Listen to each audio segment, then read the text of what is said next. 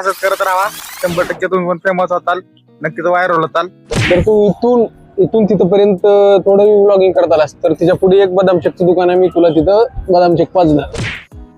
तर मित्रांनो, स्वागत आहे तुमचं आजच्या आमच्या नवीन ब्लॉग मध्ये.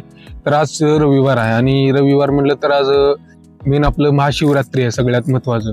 फेब्रुवारीमध्ये काही जण सेलिब्रेट करतात की व्हॅलेंटाईन डे आहे, असला आहे तसला आहे. ते आपल्याला तसलं काही फालतूगिरी करायची बी नाही, बघायची बी नाही.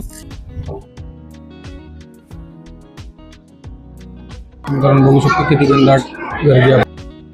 मित्रांनो, दर्शन झाले चांगल्या प्रकारे. मध्ये व्हिडिओ काही अलाउड नव्हता, त्यामुळे आम्ही मध्ये व्हिडिओ करू नये.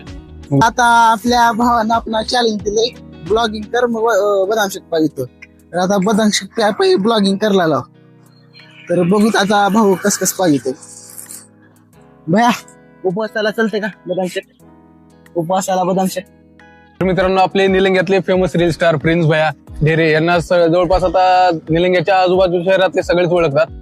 जो लवकरच जिल्हा लेवलला पण ओळखले जातील मला वाटते, कारण यांची व्हिडिओ एकदम क्वालिटी आणि एकदम उत्तम रित्या बनवतात भया. तर भया, तुमचं म्हणणं काय? आमचे व्हिडिओ बघितला तुम्ही, वाटतं तुम्हाला? काय नाही, फक्त असंच करत राहा, 100% तुम्ही पण फेमस होताल, नक्कीच व्हायरल होताल. आणि जर कोणी आपला व्हिडिओ बघत असेल तर आपली पब्लिक बघत असेल तर व्हायला नक्कीच सपोर्ट करा.